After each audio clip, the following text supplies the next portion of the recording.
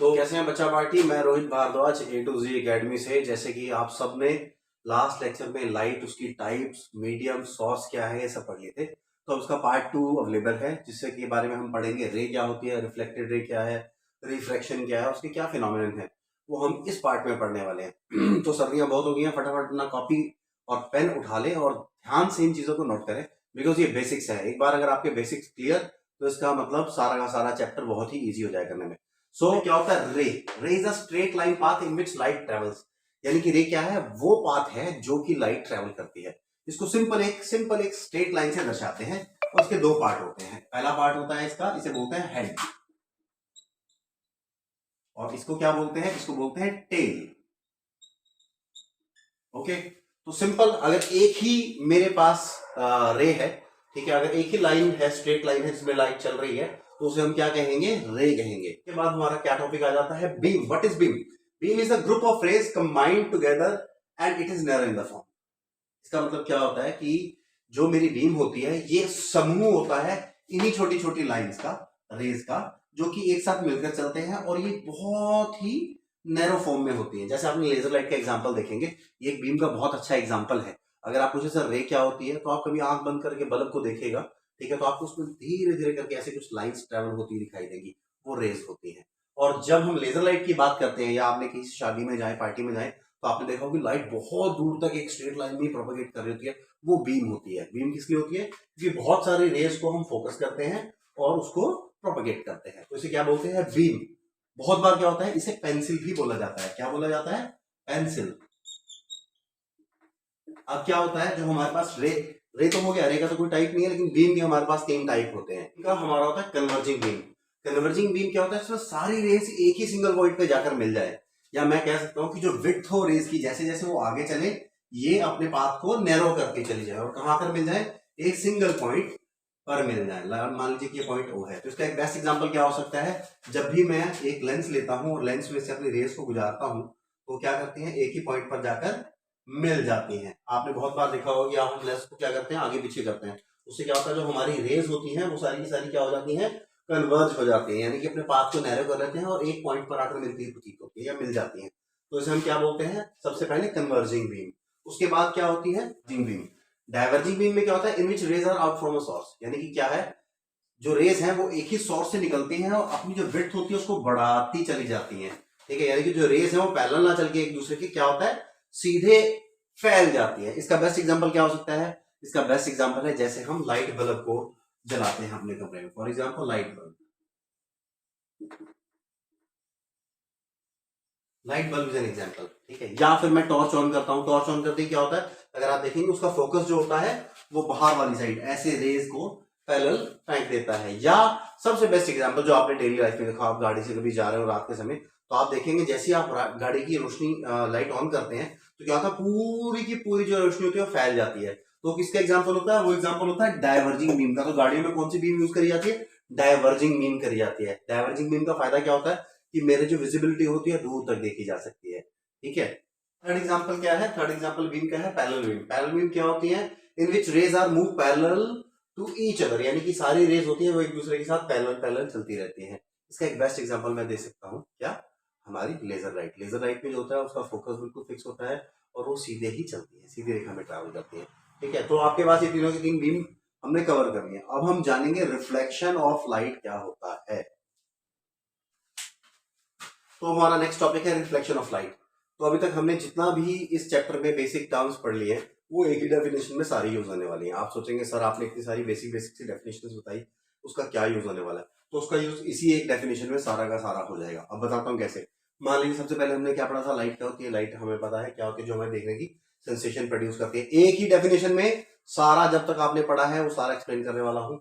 Light क्या होती है? जिसे हम देख सकते हैं, ठीक है। उसके बाद सोर्स क्या होता है? जहां से निकल रही होती है, ये मेरा सोर्स है जहां से मेरी एक रे निकली। रे क्या होती है? सिंगल होती है, रे सिंगल निकली है, ठीक है। क्या कहता है कि एक सिंगल रे आए, किसी ऑब्जेक्ट से टकराए और टकराकर वापस उसी मीडियम में लौट जाए, तो हमारी क्या हो जाती है? Reflection. In which light falls on a surface and bounce back in the same medium is called reflection. तो इसमें क्या याद रखने वाली चीज है? पहला, कि इसमें जो मीडियम होता है वो सेम रहेगा। जो इंसिडेंट रे है, इंसिडेंट रे वो होती है जो सरफेस पे गिरी गई है या डाली गई है।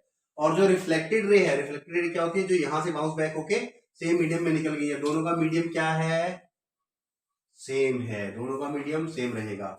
और जो दूसरा मीडियम है, surface is my second medium B, ये क्या रहेगा, ये इंटैक्ट रहेगा, इसमें कोई फर्क नहीं आएगा, तो इसे बोलते हैं रिफ्लेक्शन। अब अगर बात करेंगे रिफ्लेक्शन क्या होता है, तो रिफ्लेक्शन भी लगभग सेम है, सारा कुछ सेम है, उसमें सिर्फ क्या हो जाता है हमारा कि जो मेरी इंसिडेंट रे होती है, this is called incident ray denoted by I, ये मैंने सरफेस पे डाली और सरफेस पे डालते ही क्या हुआ, ये सरफेस से अपना पाथ डेविएट करते हुए निकल गई, क्या हो गई, इसके आर पार हो गई, यानी कि मीडियम चेंज हो गया, मीडियम ए से डाली गई थी और मीडियम बी में चली गई, तो इसका मतलब क्या है, ये रिफ्रैक्शन हो गया है, क्या हो गया है, रिफ्रैक्शन, यानी कि मेरा जो मीडियम था वो चेंज हो गया है। तो दो चीजें तो क्लियर हो गई कि अगर मीडियम चेंज हो गया, आपसे पूछ लेंगे रिफ्लेक्शन है या रिफ्रैक्शन है, तो सिंपल बात है कि साहब रिफ्लेक्शन में मीडियम सेम रहेगा, ए से ए में ही जाएगी, और अगर वो मीडियम चेंज कर जाती है, ए से बी में चलेगी और अपना पाथ को डेविएट कर देती है, ठीक है, तो इसका मतलब क्या हो जाएगा, वो रिफ्रैक्शन हो जाएगा। तो ये बात आपको बिल्कुल क्लियर हो जानी चाहिए। और इसमें मीडियम का बहुत बड़ा रोल होता है। मीडियम का क्या रोल है, जैसे कि मैंने एयर से एक ग्लास स्लैब पे डाली और ये ग्लास स्लैब को पार करके ये निकल गई, तो इसका मतलब क्या था, जो मेरा मीडियम था वो ट्रांसपेरेंट या ट्रांसलूसेंट था, तभी तो ये पार हो पाई। तो अब समझ में आया आपको, एक ही डेफिनेशन से आपको सारा कुछ क्लियर होगा। तो आई होप आपको रिफ्लेक्शन और रिफ्लेक्शन दोनों क्लियर हो गए। अब हम पढ़ने वाले हैं टाइप्स ऑफ रिफ्लेक्शन। क्या रिफ्लेक्शन के भी कुछ टाइप होते हैं? हाँ, इसके भी टाइप होते हैं, ठीक है। इसके क्या टाइप होते हैं, एक होता है रेगुलर रिफ्लेक्शन और एक होता है इररेगुलर रिफ्लेक्शन। तो रेगुलर रिफ्लेक्शन और इररेगुलर रिफ्लेक्शन में क्या फर्क होता है, अभी जानते हैं। रिफ्लेक्शन जान चुके हैं, हम जानने वाले टाइप ऑफ रिफ्लेक्शन किस किस प्रकार के होते हैं।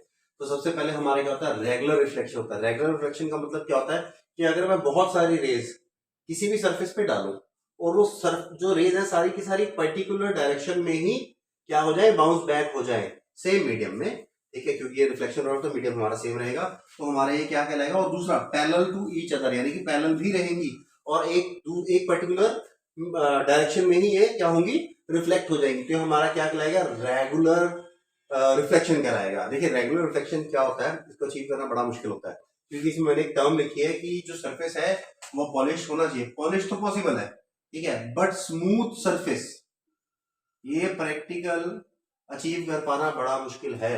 In general every body is a irregular body.